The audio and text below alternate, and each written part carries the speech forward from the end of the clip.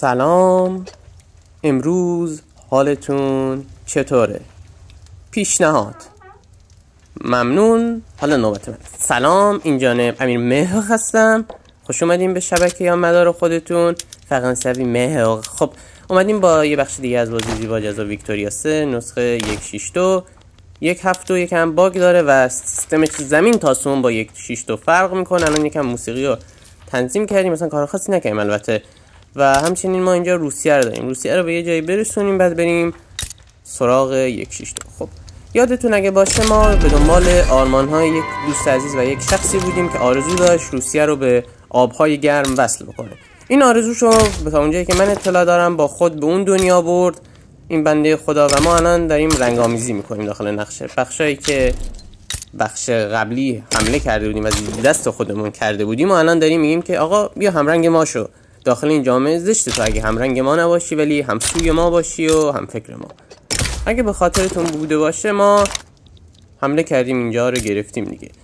برام همرنگ ما میشن. ما این بخش قصد داریم که به سیک امپایر، شیخ امپایر، این امپایر که دوستان و برادران هندی توش زندگی میکنن و میزیستند حمله بکنیم و این هم بیخونیم زیر دست ما تا وقتی داریم به آبهای گرم وصل میشیم اینا هم جزی از ما باشن دیگه. خیلی دیگه سختی کشن. خب ما اومدیم تمام چیزهایی که داشتیم میساختیم رو پاک کردیم و اومدیم یک نظمی بهشون دادیم. مثلا الان یه بخش از کشاورزی میسازیم، یه بخش صنایع، یه بخش از کارخونجات و یه بخش دیگه هم از دفاتر دولتی و این چیزا به هم دیگه مربوطه. مثلا ما میایم گاوداری میسازیم، بعد چوببری میسازیم، بعد کارخونه آهن که نه کارخونه تولید کاغذ میسازیم و بعد مرکز دولتی. الان هم داریم این به دنبال برق.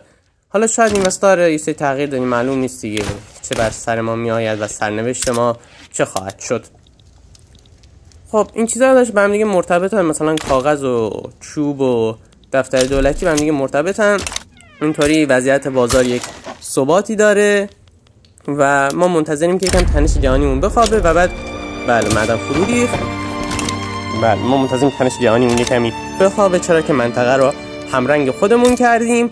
پس کمی صبر میکنیم و میبینیم که کشورهای اطراف هم رابطهشون با ما خوبه. اونایی که مرز دارن، ما هدفمون اینه که اونایی که مرز دارن با ما رابطهشون خوب باشه. بعدن پروس و آمریکا با ما اعلان رقابت کردن. فرانسه و انگلیس و چین با ما اتحاد تجاری بستن. بعدن فرانسه و چین هم با ما پیمان دفاعی بستن و همه چی آرومه و این دفاتر هم دارن ساخته میشن. دوباره باید بریم نظم و چینش خاص رو بچینیم. خوبی این مدل چینش اینه که ما میتونیم دست ببریم داخلش و تغییر بدیم. مالیات هاست. اینا هی دارن به من میگن زمینا رو بیا عوض بکنیم و من هم قبول نمیکنم. زهی خیال باطل. خب اینا هم وسایلی که روش ما مالیات دولتی گرفتیم. الان شخصیت تصویرمون یه کار بسیار بسیار بد که با دستش چشش رو خارون. اصلا همچین کاری نکنین، باعث میشه به مرور زمان چشتون آسیب ببینه. نکته آموزنده این ویدیو. خب داریم چینش خاصی رو رعایت میکنیم. حالا شاید براتون سوال پیش بیاد که دامداری، طویله، گاوداری، اسمای مشابه چه ربطی به صنایع کاغذ و دفاتر دولتی داره؟ خب اینو میسپارم به ذهن و عهده خاص خودتون که ارتباطش رو پیدا بکنین. من هم نمیدونم ارتباطش چیه، فقط این چون ردیف اول بخش کشاورزی بود آیا ارتباط داره یا ارتباط پنهان و بیشتری نهفته است. مثلا چرا من بیام داخل آفریقا یک دامداری کاغذ و کارخونه چوب بسازم و بعد بیام همچین چیزی بسازم؟ آفرین غذا. خب ما اول میایم ارتشمون رو میگیم که یه ارتشمون خوبه میتونیم آیا بفرستیم به سمت نه. درسته که اینها هم رنگ ما هستن، هم فکر ما هستن و تحت سلطه ما هستن، ولی خب ما نمیتونیم ارتشمون رو بدون اجازهشون بفرستیم داخل زمینشون. اصلا دموکراسی زیر دست ماست، رنگش با ما یکی شده، ما داریم بهش زور میگیم ولی ارتش نمیتونیم ببریم تو خاکشون مستقر کنیم. اصلا دموکراسی. خب اینجا میبینیم پلیسمون سطحش رو سطح 3، استعمارمون که رو سطحش رو سطح 2، چیزهای معمول و اقتصادمون که منفیه. بله که این هم معمول. ما میتونیم اینجا اول بیایم بریم به سمت جاسوس و جاسوس بازی و بعدا بریم سمت برق. آره چرا که نه. آرشیو، طبقه بندی اطلاعات و بعد برق ما داریم خیلی سریع میریم سمتش و زیر ساختش مهیا نیست. ولی خب برق میخوام بیارم دیگه. چی میشه مگه؟ حالا اینجا هم زمیندار رابطهشون با ما بده ولی خدا رو شکر دوستان و برادران رویال استیج و دینیا با ما رابطهشون خوبه.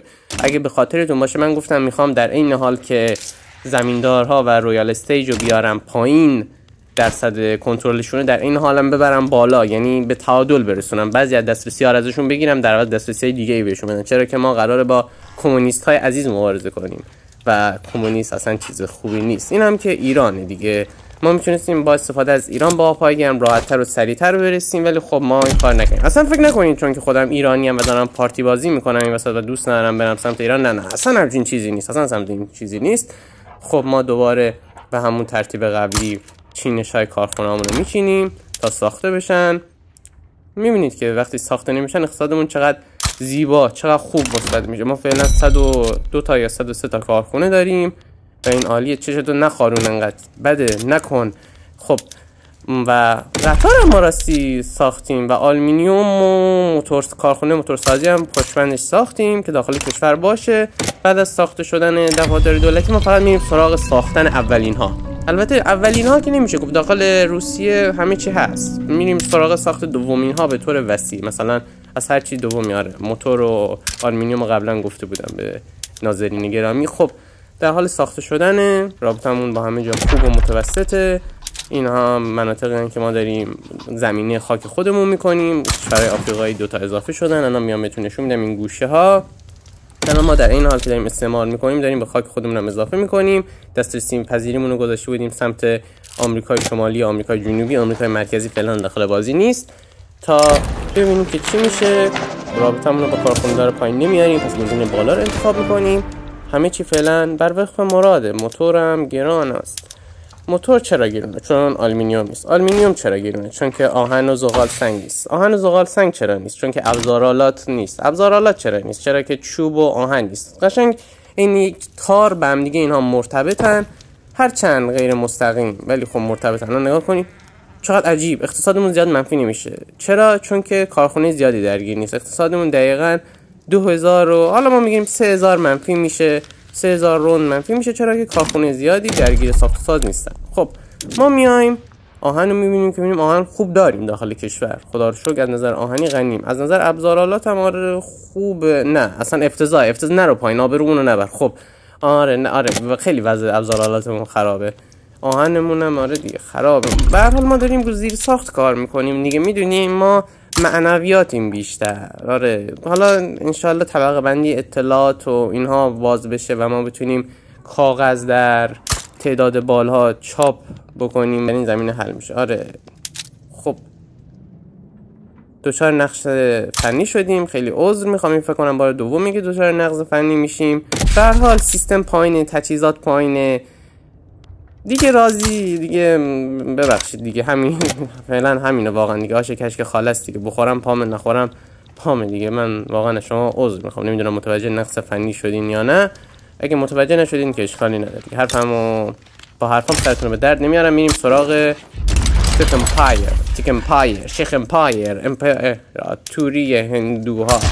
خب میریم ارتشمون رو به حالت آماده باش میذاریم داخل تک تک مرزداشتمون. تمامی ارتشمون رو درگیر نمی‌کنیم چرا که کشورهای زیادی درگیر نیستن. اگه یک کشور چه قوی چه ضعیف بیاد درگیر بشه، ما کل ارتشمون رو درگیر می‌کنیم تا سریعتر این رو از پای در بیاریم و بریم سراغ اون کشور درگیر که بگیم که تو کی هستی، تو کیسی، به چه جرأتی درگیر شدی. الان بله یک کشور درگیر شد.